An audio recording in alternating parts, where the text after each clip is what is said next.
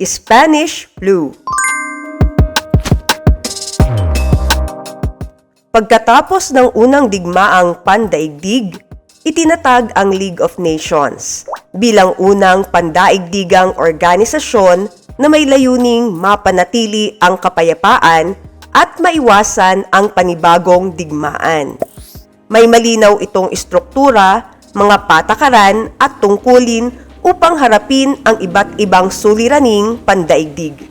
Balikan natin ito sa aral ng nakaraan, sandigan ng kinabukasan. League. Naayos nga ba ang kapayapaan sa mundo? Tukuyin ang inilalarawan sa bawat pahayag. Pangunahing sangay na tumatalakay sa mga krisis at banta sa kapayapaan. Council. Sistema kung saan ang mga dating kolonya ng Germany at Ottoman Empire ay inilagay sa pansamantalang pamamahala ng ibang bansa. Mandate System. Kasunduang binubuo ng 26 na artikulo na nagsilbing gabay sa pagiging kasapi at tungkulin ng League. Covenant. Lungsod sa Switzerland kung saan ginanap ang unang assembly ng League. Geneva. Isang estado o kalagayan kung saan ang isang bansa ay nasa patnubay o pangangalaga ng isa pang estado o organisasyon. Tutelage. Habang sinusubukan ng League of Nations na ayusin ang mundo sa pamamagitan ng mga kasunduan, konseho at komisyon, may isang krisis na hindi naantala ng pagpupulong, hindi napigilan ng patakaran, at hindi humingi ng pahintulot sa sinumang bansa. Hindi ito bansa, hindi ito hukbo, hindi rin ito nakikipagkasundo. Ito ay isang virus, ang Spanish flu. Isang pandaigdigang pandemya na magpapatunay na ang kapayapaan ng mundo ay hindi lamang nasusukat sa kawalan ng digmaan, kundi sa kalusugan at buhay ng mamamayan. Habang tahimik na bumabawi ang mundo mula sa digmaan, isang hindi nakikitang banta ang mabilis na kumakalat. Isang kaaway na walang uniforme, walang watawat, at hindi maaaring mapigil ng anumang kasunduan. Paano nga ba lalaban ang mundo kapag ang kalaban ay hindi tao? Sa araling ito, inaasahang ang mga mag-aaral ay natutukoy at nasusuri ang pinagmulan, sanhi, epekto at tugon ng mga bansa at lipunan sa Spanish flu matapos ang unang digmaang pandaigdig. Nakabubuo ng makatwirang desisyon sa krisis pangkalusugan sa pamamagitan ng pagpili at pagpapaliwanag ng tamang impormasyon, konkretong hakbang o etikal na pasya batay sa sitwasyon. Naipakikita ang pagpapahalaga sa disiplina, pagtutulungan at responsibilidad sa panahon ng krisis pangkalusugan sa pamamagitan ng pagbuo ng isang acrostic gamit ang salitang sakit. Ano ang reaksyon ng lipunan kapag may banta sa kalusugan? Isipin ang isang araw na sarado ang paaralan, sarado ang simbahan, sarado ang negosyo, lahat ay naka-face mask. Sounds familiar? Ngunit bago pa ang COVID-19, naranasan na ito ng mundo noong 1918 hanggang 1919 sa panahon ng Spanish flu. Isang pandemya na kumalat sa iba't ibang bansa at kumitil ng milyon-milyong buhay sa panahong wala pang bakuna at limitado ang kaalaman ng agham at medisina. Pandemya noon at ngayon. then versus now. Noon, limitado ang kaalaman at teknolohiya. Ngayon, mas advance ang siyensya at medisina. Noon, may censorship sa impormasyon. Ngayon, may mabilis na impormasyon at misinformation. Noon, walang bakuna. Ngayon, may bakuna. Mas madali bang labanan ang sakit kung may tamang impormasyon? Bakit? Ano ang maaaring mangyari sa mundo kung itinatago ang katotohanan sa gitna ng isang pandemya? Kung ang tamang impormasyon ay sandata laban sa sakit, may panahong itinatago ang katotohanan at doon mas lalong lumala ang krisis. Noong 1918 hanggang 1919. Ano nga ba ang Spanish flu? Ang Spanish flu ay itinuturing na isa sa pinakamalalang pandemya sa kasaysayan ng mundo. Sa loob lamang ng halos isang taon, humigit kumulang 500 milyong tao ang nahawa. Tinatayang 50 milyong buhay ang nawala. Mas marami pa nga ang namatay sa pandemyang ito kaysa sa mismong unang digmaang pandaigdig. Sanhi, ang kalabang hindi nakikita. Ang Spanish flu ay sanhi ng isang influenza virus na umaatake sa baga at madaling makahawa lalo na sa mga lugar na siksikan at mahina ang kalusugan ng tao. Noong panahong iyon, walang bakuna, walang tiyak na lunas at limitado ang kaalaman tungkol sa influenza virus. Ibig sabihin, lumalaban ang mundo sa isang sakit na hindi pa nila lubos na nauunawaan. Bakit nga ba mabilis itong kumalat? Ang mabilis na pagkalat ng Spanish flu ay hindi lamang dahil sa virus mismo, kundi sa mga kondisyon ng mundo matapos ang unang digmaang pandaigdig. Unang naitalang kaso nito ay sa kampo ng hukbong Amerikano sa Kansas noong Marso 1918. Mabilis kumalat ang Spanish flu dahil sa malawakang paggalaw ng mga sundalo, siksikan at maruming kondisyon sa kampo, tren at barko, at mahina ang resistensya ng mga tao matapos ang digmaan. Pinalala pa ito ng kawalan ng bakuna o mabisang lunas, mahinang sistemang pangkalusugan at higit sa lahat, kakulangan at pagtatago ng tamang impormasyon. Sa halip na balaan ang publiko, ipinatupad ang Sedition Act sa US ng 1918 na nagbawal sa balitang maaaring makasira sa imahe ng pamahalaan.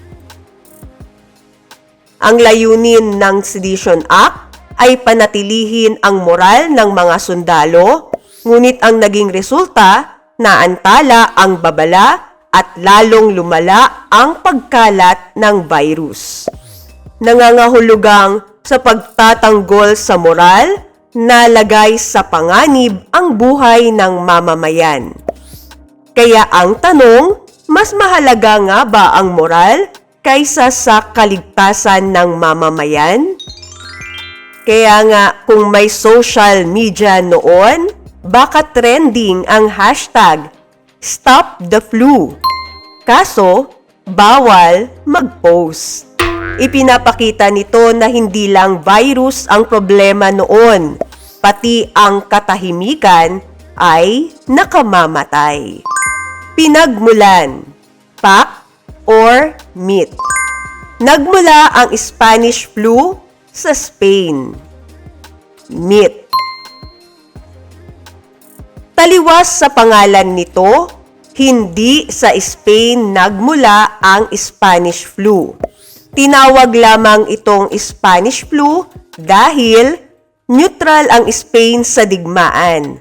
Malaya ang kanilang media na magbalita, samantalang ang ibang bansa ay may censorship.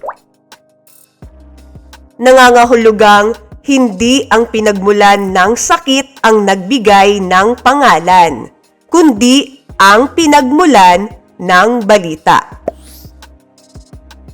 Epekto sa pamumuhay. Dahil sa kawalan ng lunas, limitadong kaalaman, at pagtatago ng impormasyon sa ilang bansa na layong panatilihin ang moral ng mamamayan at ng mga sundalo sa panahon ng digmaan, isinara ang paaralan, negosyo at simbahan, ipinatupad ang quarantine at paghihiwalay ng mga tao, gumamit ng face mask na gawa sa tela o gauze, nahuli ang babala at pagtugon ng publiko sa ilang lugar dahil sa censorship. Na nagpapatunay na kapag piniling itago ang katotohanan, mas lalong nahirapan ang mundo na labanan ang sakit. Spanish flu. Kalabang hindi nakikita, mas mabilis pa sa bala. Tukuyin ang tamang sagot na inilalarawan. Bansang naging batayan ng pangalan ng pandemya noong 1918 dahil sa malayang pagbabalita. Spain. Uri ng virus na nagdulot ng pandaigdigang pandemya noong 1918 hanggang 1919. Influenza. Estado sa Estados Unidos kung saan unang naitala ang isang malawakang kaso ng pandemya. Kansas. Patakaran ng pamahalaan na kumokontrol sa daloy ng impormasyon sa panahon ng krisis. Censorship. Batas sa Estados Unidos na nagtakda ng limitasyon sa pagpapahayag noong panahon ng digmaan. Sedition Act. Ano ang sasabihin mo? May bagong sakit na mabilis kumakalat sa inyong komunidad. Maraming tao ang nalilito, may takot at nalalantad sa maling impormasyon. Bilang isang responsableng mamamayan, may papel kang gagampanan. Pumili lamang ng isa. Information literacy. Pumili ng isang impormasyong pangkalusugan na dapat ipaalam agad sa publiko upang mabawasan ang pagkalat ng sakit. Ipaliwanag kung bakit ito mahalaga. Action planning. Magmungkahi ng isang konkretong hakbang na maaaring gawin ng komunidad upang maprotektahan ang sarili mula sa sakit. Ipaliwanag kung paano ito makatutulong. Ethical reasoning. Magpasya kung dapat bang ilabas agad ang impormasyon tungkol sa sakit kahit maaari itong magdulot ng takot sa publiko. Ipaliwanag ang iyong pasya.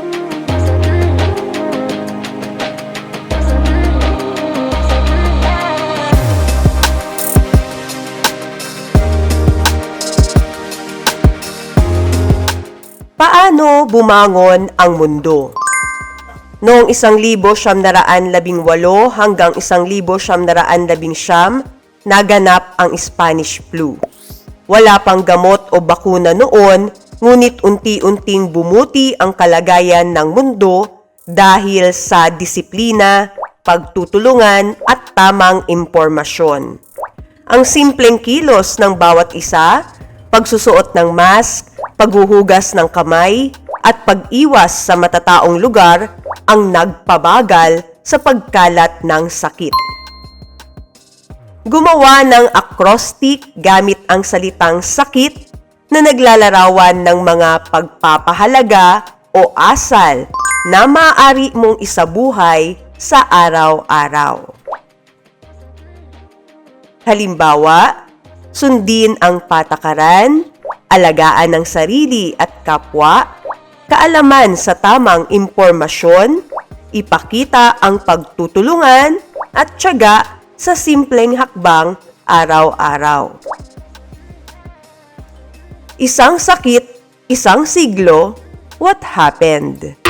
Puna ng mga patlang upang mabuo ang buod ng aralin.